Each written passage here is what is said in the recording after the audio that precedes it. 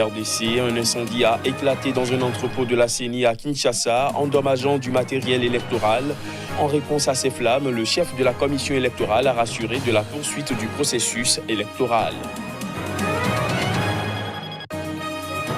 Au Togo, les élections législatives auront bel et bien lieu le 20 décembre prochain, malgré la crise politique qui secoue le pays et les appels de l'opposition à reporter le scrutin. L'annonce a été faite par le gouvernement. Et puis le président érythréen Isaias Afewerki a effectué une visite à Mogadiscio pour rencontrer son homologue somalien Mohamed Abdullahi Mohamed. Objectif, intensifier le réchauffement des relations entre les deux pays. Voilà pour les titres. Bonsoir à tous.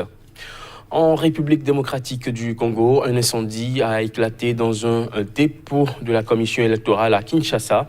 Le feu a endommagé 8000 des 10 368 machines à voter qui devaient être utilisées à Kinshasa pour l'élection présidentielle. En réponse à ces flammes, le chef de la commission électorale a rassuré les électeurs de la poursuite du processus électoral. C'était lors d'une conférence de presse durant laquelle il a demandé que les passions politiques soient domptées. Les images. À 10 jours des élections législatives et présidentielles en République démocratique du Congo, un incendie s'est déclaré dans un entrepôt de la commission électorale dans la nuit de mercredi à jeudi. Cet incendie d'origine criminelle, selon les autorités, s'est produit alors que la campagne pour les scrutins du 23 décembre était rattrapée par la violence. Selon Corneille Nangaa, le président de la Commission électorale nationale indépendante CENI, le feu a endommagé du matériel électoral, dont des machines à voter, qui sont devenues l'un des enjeux de la campagne et des élections. En effet, cette nuit, vers 2 heures du matin, un incendie s'est déclaré sur l'un des entrepôts centraux de la Commission électorale nationale indépendante, situé à Kinshasa sur l'avenue des Forces armées, dans la commune de la Gombe, que le feu a consumé les matériels de 19 sur 24 communes de Kinshasa. Ce qu'il faut néanmoins dire, il n'y a pas eu perte en vies humaines. Les matériels estimés à ce moment, c'est près de 8000 machines à voter sur les 10 368 prévus pour Kinshasa. Cet incendie advient alors qu'on constate plusieurs manifestations de passions d'ordre politique suscitées par la perspective des scrutins du 23 décembre prochain. Les passions sont naturelles en politique, mais il faut les dompter pour mériter de la nation. Dans un communiqué, la CENI a rassuré les électeurs de la poursuite du processus électoral et s'en remet aux enquêtes en cours pour déterminer l'origine de l'incendie. En bref, au Togo, les élections législatives auront bel et bien lieu le 20 décembre prochain, malgré la crise politique qui secoue le pays et les appels de l'opposition à reporter le scrutin. L'annonce a été faite par le ministre togolais de la fonction publique, Gilbert Bawara, qui a déploré les violences qui ont émaillé les manifestations de samedi et lundi dernier à Lomé et dans d'autres villes du pays. Ces violences avaient fait 4 morts selon un bilan officiel et 6 selon l'opposition, dénonçant une vaste opération de manipulation des esprits, de désinformation et d'intoxication. Le ministre a balayé les rumeurs annonçant la perspective d'un sommet extraordinaire de la CEDEAO sur le Togo. Au Niger, l'Assemblée nationale a adopté à une écrasante majorité la loi des finances 2019. Sans surprise, les députés de l'opposition ont rejeté le budget qu'ils jugent irréaliste. Le point avec notre correspondant au Niger, Abdul Karim Mahamadou. C'est avec 129 voix pour, 33 contre et 2 abstentions que les députés nigériens ont adopté le projet de loi de finances 2019. Un budget équilibré à 2050 milliards de francs CFA. L'adoption de ce budget, présenté devant le Parlement par le ministre des Finances, a donné lieu à des débats houleux entre députés de la majorité et ceux de l'opposition qui ne se sont pas fait du tout cadeau pour défendre les raisons de leur position par rapport au choix du gouvernement et les orientations des différentes allocations du budget par secteur. Le ministre des Finances a indiqué que c'est un budget rigoureux en termes de mobilisation des ressources internes et privilégie les secteurs sociaux de base. Ce budget est un instrument robuste parce qu'il permet d'avoir et de maintenir, de poursuivre un niveau d'investissement très élevé. Plus de la moitié des ressources budgétaires sont affectées aux investissements.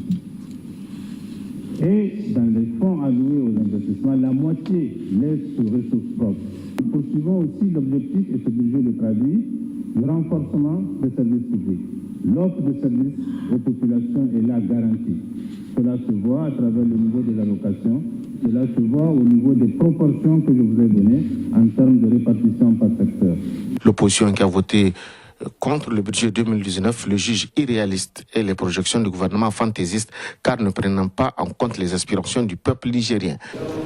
Quand on est classé dernier pays au monde en termes d'indice de développement humain, ça veut dire que le secteur social qui touche le maximum de Nigériens n'est pas impacté positivement par le budget.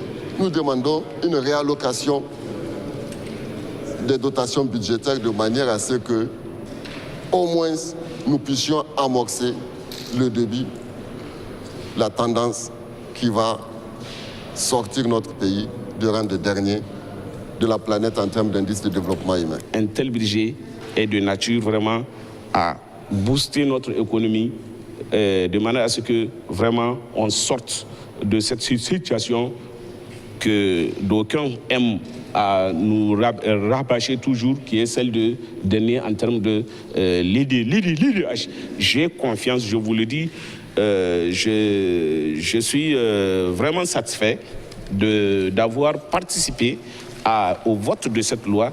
Comme pour le budget 2018, la société civile nigérienne rejette également celui du prochain exercice, même si elle se réjouit de la restauration de la taxe sur les appels internationaux entrants qui accordait d'énormes avantages aux compagnies de téléphonie par le passé. L'ex-chef de milice centrafricaine, Patrice Edouard Ngaïsona, et figure de proue des autorités du football africain, a été arrêté mercredi en France pour crimes de guerre et crimes contre l'humanité.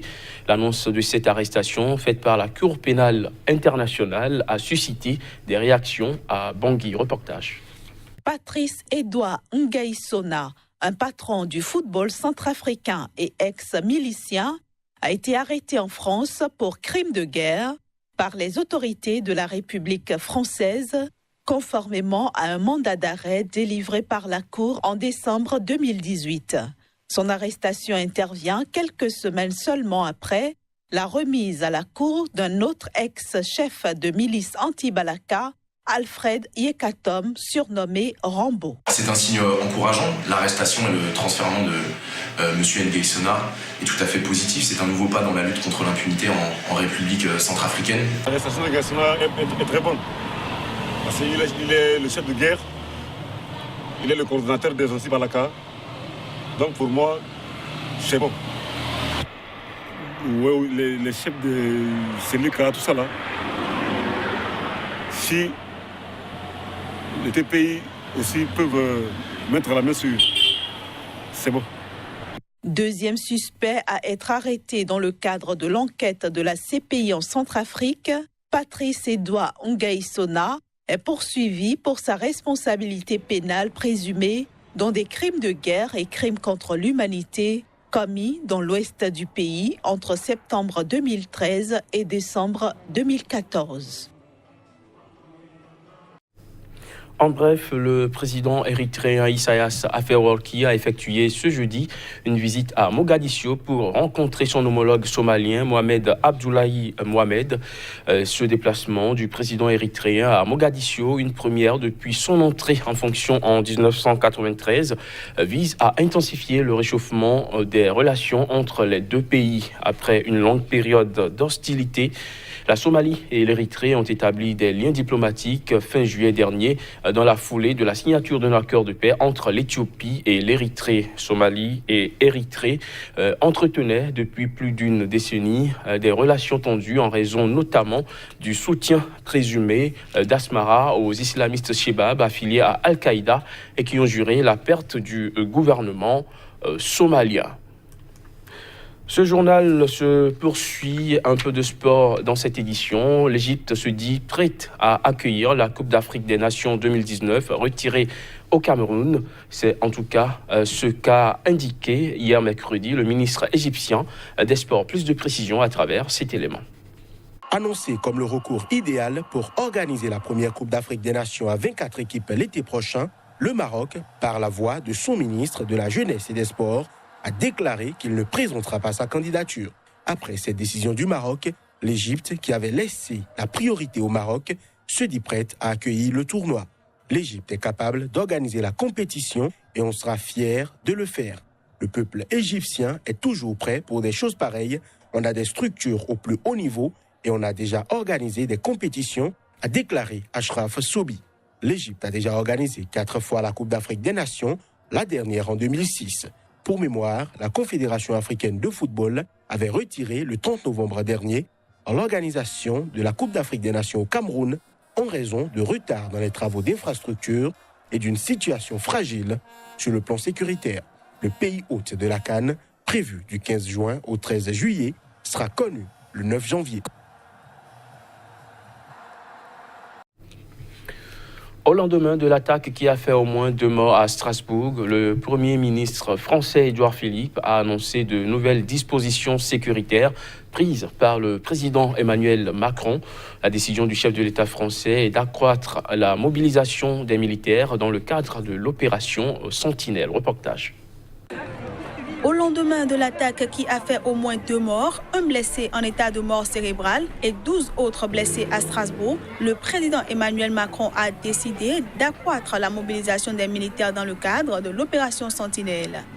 Pour garantir la sécurité des Français, le président de la République, ce midi, en Conseil de défense, a pris la décision d'accroître la mobilisation des militaires dans le cadre de l'opération Sentinelle. Ce sont 500 militaires qui, dès aujourd'hui, sont venus compléter le dispositif et 1300 qui, dans les jours qui viennent, viendront s'ajouter à ceux qui sont déjà mobilisés sur le terrain. L'objectif, c'est de permettre la sécurisation des lieux recevant du public.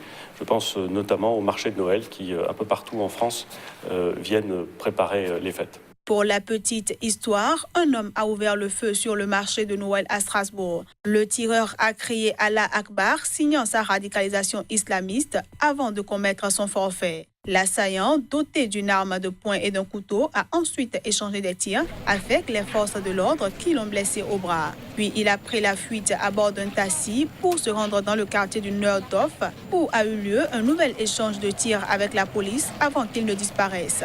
L'assaillant compte 67 antécédents judiciaires, dont 27 condamnations en France, en Allemagne et en Suisse pour des faits de droit commun. Sous le choc, des Strasbourgeois et des touristes ont rendu hommage aux victimes de l'attaque meurtrière. Fin de ce JT, merci de l'avoir suivi.